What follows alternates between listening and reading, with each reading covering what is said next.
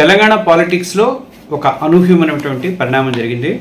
అదేంటంటే గద్వాల ఎమ్మెల్యే కృష్ణమోహన్ రెడ్డి బీఆర్ఎస్లో గెలిచాడు. గెలిచిన అతను ఈ మధ్య కాంగ్రెస్లో జాయిన్ అయ్యాడు. అతను మళ్ళీ రివర్స్గా మళ్ళీ బీఆర్ఎస్లోకి కారెక్కేశాడు. అయితే వాస్తవానికి ఏంటంటే మొన్న అసెంబ్లీ సమావేశాలు స్టార్ట్ అయ్యే లోపే మొత్తం కూడా బీఆర్ఎస్ని ఖాళీ చేసేస్తారు. ఒక 3-4 మాత్రమే అక్కడ ఉంటారు. మిగతా అందరినీ ఖాళీ చేసేస్తాడు రేవంత్ రెడ్డి. వాళ్ళందరూ దీంట్లో జాయిన్ అయిపోతారు. బీఆర్ఎస్ ఎల్పీ కూడా విలీనం అయిపోతుంది కాంగ్రెస్లో అని చెప్పేసి ఒక టాక్ నడిచింది. కానీ అది జరగకపోగా రివర్స్ వెళ్ళిపోతున్నారు, యూటర్న్ అవుతున్నారు. ఎందుకు కారణం ఏంటి? బీఆర్ఎస్ నుంచి వచ్చి కాంగ్రెస్లో చేరినటువంటి ఎమ్మెల్యేలు ఎందుకు ఇక్కడ ఇమ్మలేకపోతున్నారు? అసలు రేవంత్ రెడ్డి ప్లాన్ ఎక్కడ దెబ్బతింది? రాబోయే రోజుల్లో పరిస్థితి ఎలా ఉండబోతుందన్న దాని మీద నేను ఈ విశ్లేషణ ఇవ్వబోతున్నాను. మీరందరూ కూడా తెలుగు జర్నలిస్ట్ యూట్యూబ్ ఛానల్ని సబ్స్క్రైబ్ చేసుకోండి. ఈ వీడియో నచ్చితే మీకు తప్పనిసరిగా లైక్ చేయండి.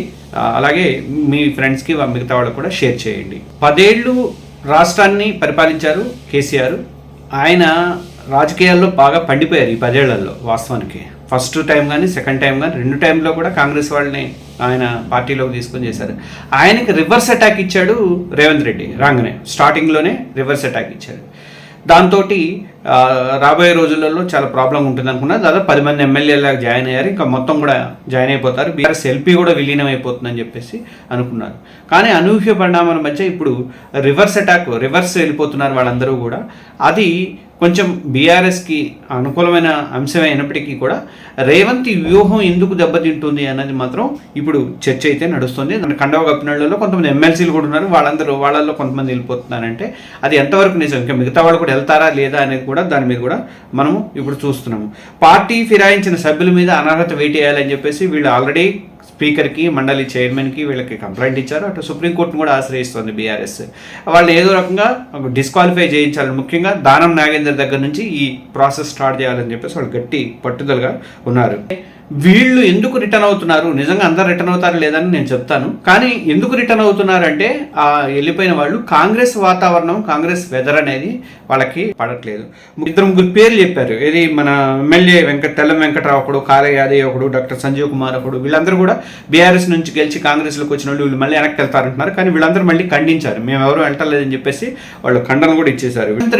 రేవంత్ రెడ్డి మీద వీళ్ళకి విశ్వాసం తగ్గిందా? ఎందుకు వెళ్ళాలని అనుకుంటున్నారు అని అంటే కొంతమంది కాంగ్రెస్ ఎమ్మెల్యేలకే రేవంత్ రెడ్డి మీద విశ్వాసం తగ్గిందన్న టాక్ ఒకటి నడుస్తుంది.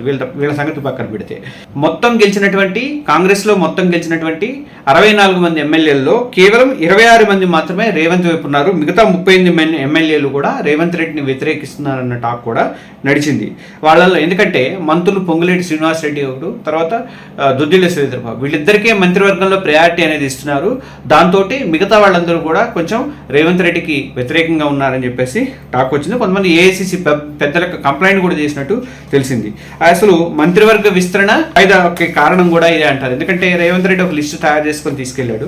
మంత్రులు కూడా కొన్ని లిస్టులు తీసుకెళ్లారు. దాంతో మీరందరూ ఏకాభిప్రాయం రండి, ఏకాభిప్రాయానికి వచ్చి ఒక లిస్టు తయారు చేసి తీసుకురండి అని చెప్పేసి అధిష్టానం చెప్పిన తర్వాత అప్పుడు కామైపోయింది. ఇది ఈ మధ్యలో ఆషాఢ మాసం కూడా వచ్చేసరికి దానికి వాయిదా పడిపోయింది. నిజంగా ఈ వ్యతిరేకిస్తున్నారని టాక్ వచ్చినటువంటి 38 మంది ఎమ్మెల్యేలు రేవంత్ రెడ్డిని ఎదిరించి బయటకు పోయే పరిస్థితి కానీ ఎదిరించే పరిస్థితి కానీ ఉండదని అనుకుంటున్నాను నేను. ఎందుకంటే ఏఐసిసి ఆదేశాలతో నడుస్తారు కాబట్టి ఆ ప్రాబ్లం అనేది ఉండకపోవచ్చు. సరిగా మరి బీఆర్ఎస్ ఎమ్మెల్యేలు ఎందుకు రిటర్న్ పోతున్నారు అంటే నియోజకవర్గాల్లో వాళ్ళకి చాలా సమస్యలు ఉన్నాయి. ఎందుకంటే వీళ్ళు మొన్నటిదాకా బీఆర్ఎస్లో ఉండి కాంగ్రెస్ వాళ్ళని ఒక రకమైన ఇదిలో చూసిన వాళ్ళు, వాళ్ళతో గొడవలు పెట్టుకున్న వాళ్ళు ఇప్పుడు ఒక్కసారి మొత్తం అందరూ కాంగ్రెస్ అయిపోయేసరికి వాళ్ళకి చాలా ప్రాబ్లమ్స్ ఎదురవుతున్నాయి. అసలు వీళ్ళు రాకని వ్యతిరేకిస్తే ముందు నుంచే కాంగ్రెస్ వాళ్ళు ధర్నా చేసిన సందర్భాలు కూడా కొన్ని నియోజకవర్గాల్లో జరిగినాయి.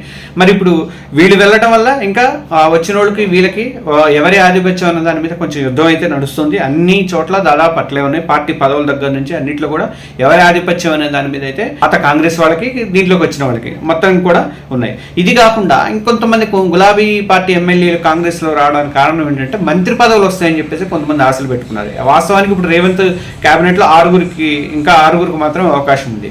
6గురిలో 4 పోస్టులు మాత్రం వాళ్ళు కాంగ్రెస్ నుంచే గట్టి పోటీ అనేది ఉంది. వాళ్ళే గట్టి పైరవీలు చేసుకుంటున్నారు. ఏఐసిసి నుంచి 4 బెర్తులు వాళ్ళకే వెళ్ళిపోతాయి. ఇంక మిగిలింది 2 బెర్తులలో బీఆర్ఎస్ నుంచి వచ్చిన వాళ్ళకి ఎంతమంది కనిపిస్తారు? అందులో దానా నాగేదో ఒక బెర్త్ తీసేసుకున్నాడు. ఆయన కన్ఫర్మ్ చేసుకున్నాడు, నాకు కావాలని చెప్పి ఆయన అంటున్నాడు. ఇంక మిగిలింది ఒక బెర్త్ కోసం వీళ్ళైతే మిగతా వాళ్ళందరూ పోటీ పడటం కష్టం అవుతుంది. ఇది బీఆర్ఎస్ నుంచి వచ్చిన కాంగ్రెస్ ఎమ్మెల్యేలు. దీనికి తోడుగా కార్పొరేషన్ పదవులు కావాలని చెప్పేసి బీఆర్ఎస్ ఎమ్మెల్యేలు అడిగినంత మాత్రం ఇచ్చే పరిస్థితి కూడా కాంగ్రెస్కి లేదు. ఎందుకంటే 10 నుంచి బీఆర్ఎస్ పాలన ఉండటంతో కాంగ్రెస్ వాళ్ళు చాలా కష్టపడ్డారు, చాలా బాధలు అనుభవించారు. వాళ్ళల్లో చాలా మందికి నాయకులకి మాకు ఇప్పుడు పోస్టింగ్ కావాలి అని చెప్పేసి ఆశలో ఉన్నారు కాబట్టి వాళ్ళకే కార్పొరేషన్ పదవులు ఇచ్చే ఉంటాయి, కానీ వీళ్ళ అనుచరులకు కానీ వీళ్ళకి కానీ ఇచ్చే అవకాశం అయితే ఉండదు. అక్కడ కూడా బీఆర్ఎస్ ఎమ్మెల్యేలకి ఇబ్బంది అయితే ఎదురవుతుంది. సో అంటే మంత్రి పదవులు రావు, కార్పొరేషన్ పదవులు వాళ్ళకి ఇప్పించుకోవడానికి కూడా వచ్చే పరిస్థితి అయితే లేదు. అందుకనే అధికార పార్టీలో ఉంటే గౌరవం దక్కుతుందా అంటే అది కూడా పెద్ద పట్టించుకునే పరిస్థితి ఎవరు పట్టించుకోరు, ఆ పరిస్థితి కూడా లేదు. అందుకనే కొంతమంది వెళ్ళిపోవడానికి రిటర్న్ అయ్యారని అంటున్నారు.